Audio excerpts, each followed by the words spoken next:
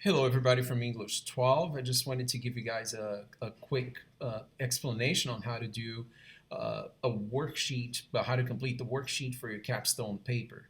This first worksheet is very simple, and I'm going to show you the basic instructions on how to do it. The first step is when you log onto Blackboard, you will come to course content, which is right here. You will click on course content, and the first thing that should be there is our capstone worksheet. So you're going to click on it.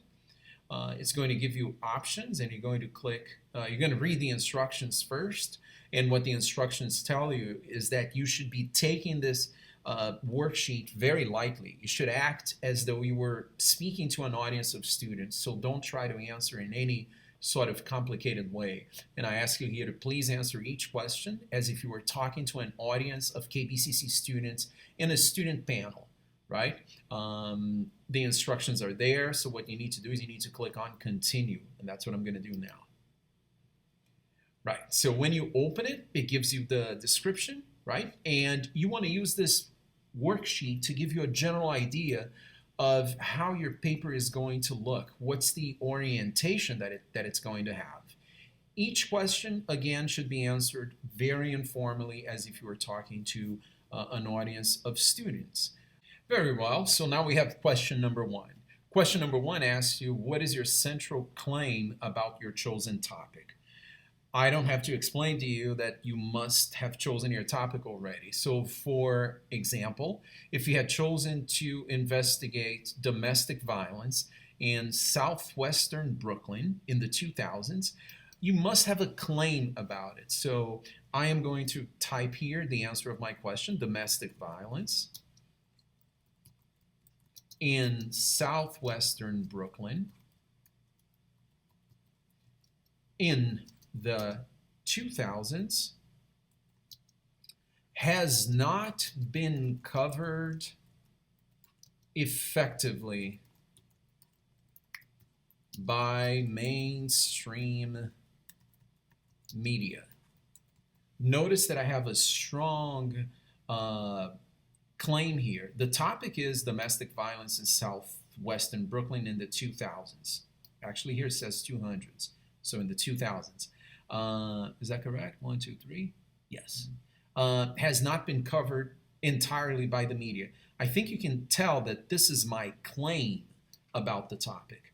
Okay, so just a quick note that once you stop typing, it auto saves. So you can just click on the next question, and it already says saved right here. And you can start typing the answer to the second one. So what opinions or insights can you contribute to the topic? I'm going to give you an example of a random opinion. Mainstream media does not give enough coverage because of sexual discrimination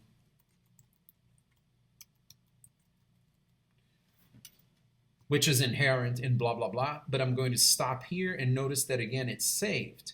What I need to do next is to keep scrolling down to all the questions. I'm going to ask you in question number 3, what has the contribution been from psychology, sociology, philosophy, criminology, whatever social science you're using? What has the social science said about this? For this, you would need research, right? But you can have an opinion perhaps, and you can have an idea of what so far these sciences have contributed. I'm scrolling down to question number 4. Why is this theme important to the world? Stop and think before you answer about how the world could become better with an understanding coming from your research. As you combine all the answers from A to C, this will become your thesis. In one sentence or two, you will have your thesis. Then obviously later you'll be able to copy and paste it into your real document, into your real paper. The next few questions will deal with more of the body of the essay itself, right? So I'm looking now at question 6, and question 6 asks you, why does it make sense to conduct your study the way you chose to? What is the format of your research and why did you try to conduct it this way? Question 7 will ask you, what are some representative views on this topic? Do you agree with them or do you disagree with them, and discuss? So representative views means what have other important researchers said about the topic you chose, okay? Moving on to question number 8. Why is this theme or topic of choice really important? Consider society in general, and this will be for your conclusion, right? Now, to support your research, you need to find articles that are going to either support your thesis or go against your thesis.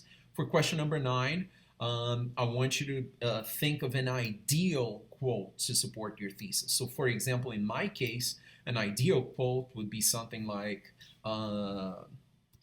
most local and national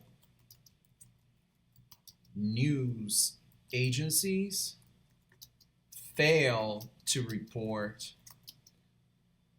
domestic violence, period. And let's say that I found a quote. This would be the quote that I'd be looking for. So I haven't found a quote for that, but I'm just shooting here at something that I would be looking to find. It's already saved, as I said earlier. And then you go to the final question in this survey, which asks you, now consider another source. This source would present an opposing or perhaps alternative viewpoint on the same thing here. So you might be looking at a source that could have said, in my example, that there is no difference in the reporting of domestic violence as compared to the way that other types of violence is reported. So once you're done, you can click Save and Submit, and this is exactly what I'm doing, and then you're done.